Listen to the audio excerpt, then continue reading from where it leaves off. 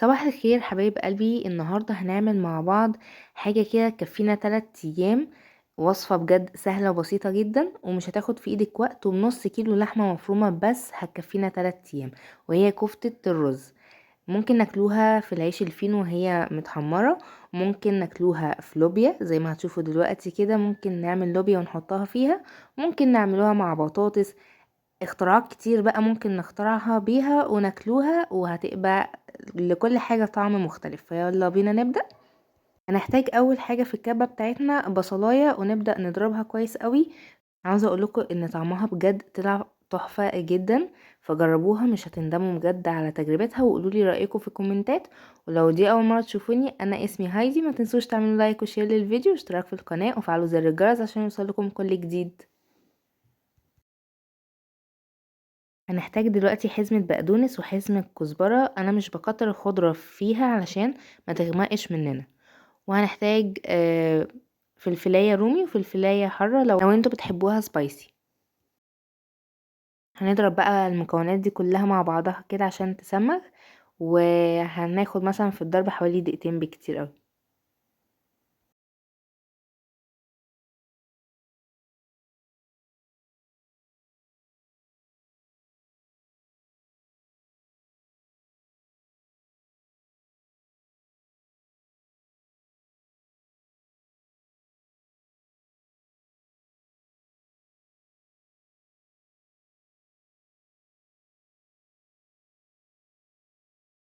كده بعد ما ضربناها هنحتاج بقى معلقة توم.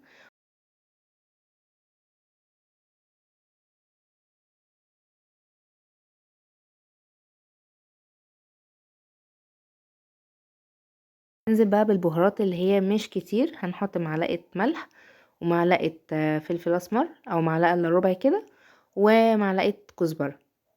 وسر بقى الوصفة بتاعنا اللي هو بقى هتيجي كمان شوية، ده السر بتاع كفتة الرز.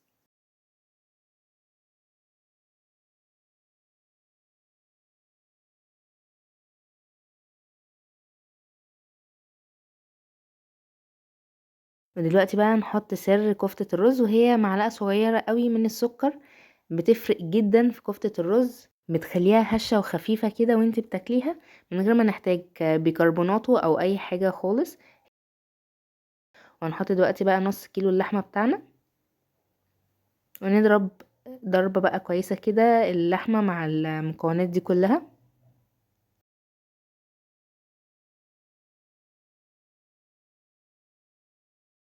وكده ما فاضلش حاجة غير كوباية الرز.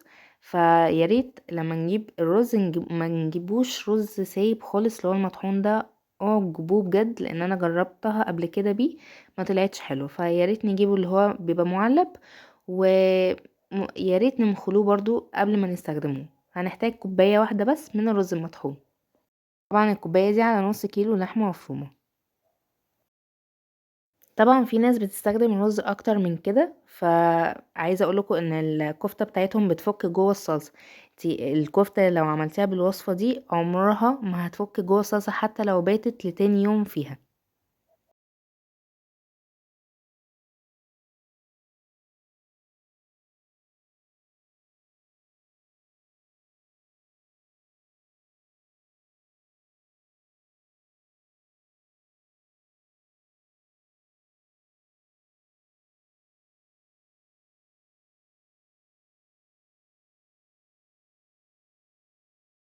وبكده نكون خلصنا عجينه كفته الرز. شايفين شكلها حلو ازاي؟ بجد تحفه جدا. هنغطيها بقى ونحطها في التلاجة نص ساعه، ونبدأ بعد كده نشكلها.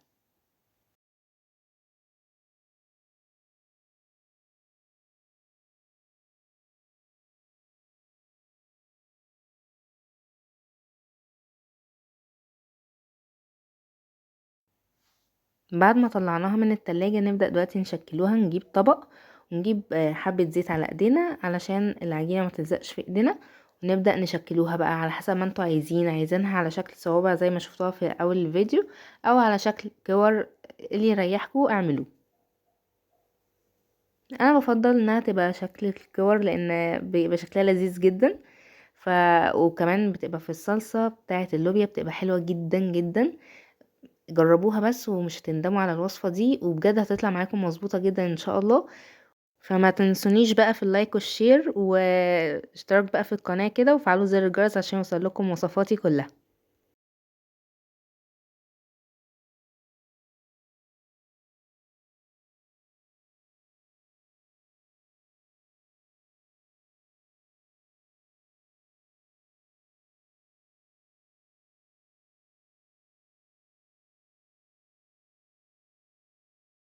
بس وكده انا شكلتها. طبعا الكمية دي ولا اي حاجة جنب الكمية اللي طلعت معايا، يعني الكمية دي ممكن تكفيك يوم يومين 3، فعلى حسب طبعا عدد الافراد اللي عندكم.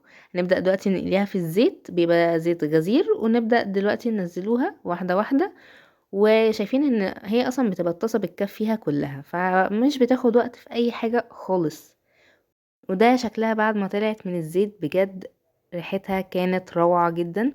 وطعمها بقى يا جماعة، طعمها بجد يعني هش كده وخفيف كده وانتي بتاكليها، حاجة كده لذيذة قوي قوي قوي. يعني وصفة من الاخر، بجد اختراع. وهي سخنة كده جميلة جميلة جدا.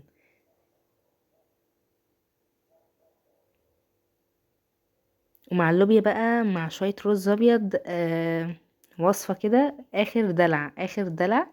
فجربوها بقى، ما تنسوش تعملوا لايك وشير للفيديو واشتراك في القناة. اشوفكم في فيديو جديد ان شاء الله. باي باي.